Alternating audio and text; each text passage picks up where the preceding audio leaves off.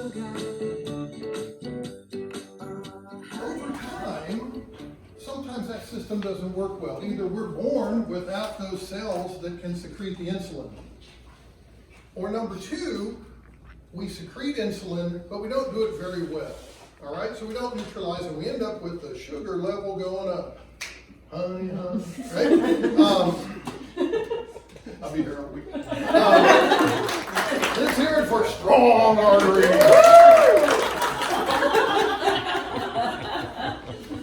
I need 3 very tiny or sensitive people to be my capillaries. Sensitive.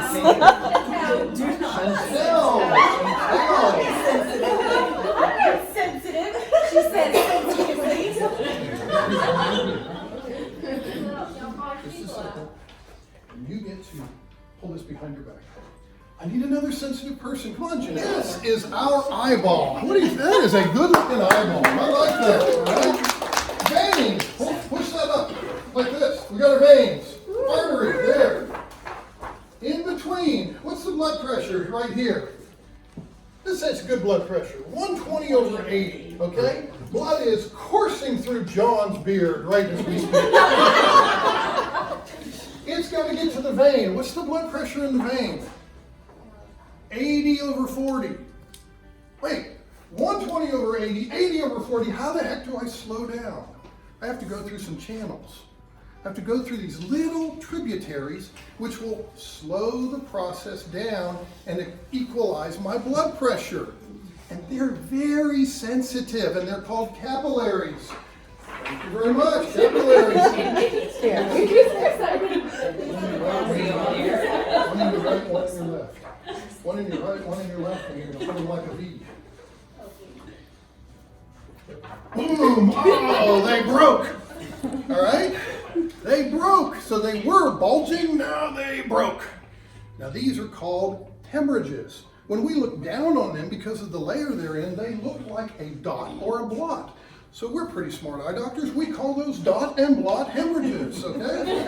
So now I've got strong vein here. Strong artery here, going through these damaged capillaries that are really sensitive, trying to produce blood flow to get to the floppy veins, right? If this lasts long enough, then we get water builds up. Water. How many people, when you go to the pool and you're checking out some good-looking guy, if you're a woman, on the lifeguard stand, how many people see that guy better when you're above water versus when you're down below water looking up? You don't see as well in water, right? So what happens? What happens to this really acute observer back here when she's looking through water? I can't see lifeguard. She stands up. I'm sorry. And she says, I'm pissed off, I can't see. Something like that, right? Something like that. She's disappointed. She can't see, okay? Because of what? Water. Where'd the water come from? Sensitive little capillaries that bulged and then broke. The water hangs around a while.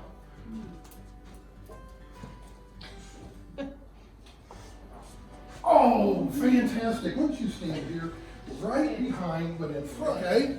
And it just sits there, okay? Lots of water, but it sits there. Just a little bit. Oh, good, perfect like that. It leaves a bathtub ring because that water leaks out protein and lipids and other yucky stuff.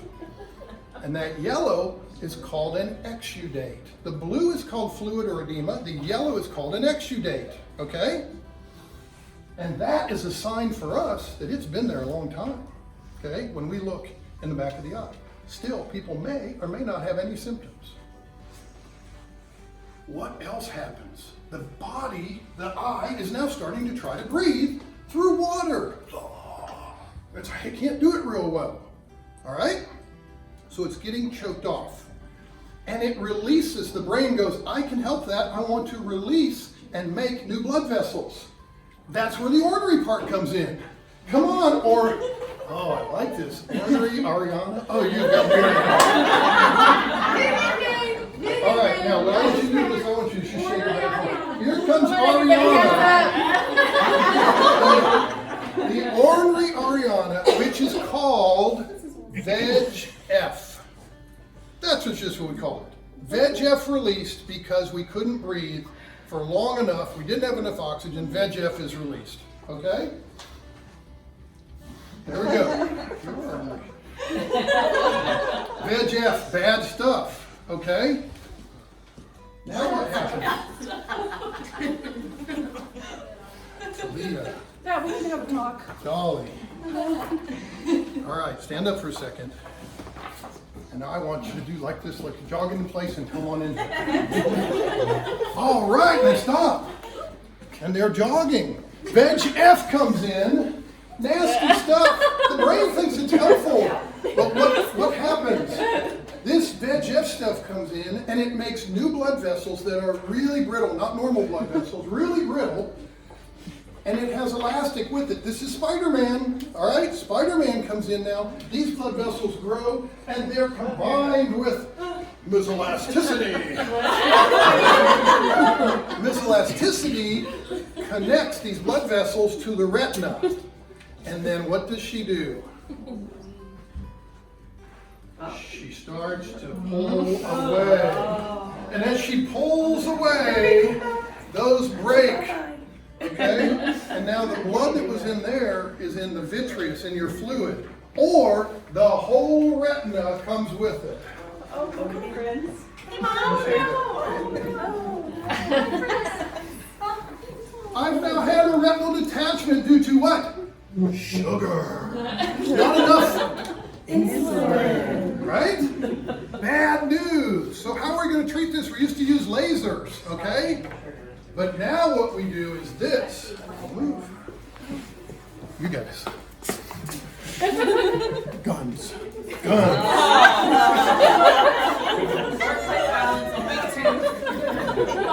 Amy and Sheila are anti-VEGF. Ooh. Boom, boom, boom, boom, boom, boom, boom. You go sit down.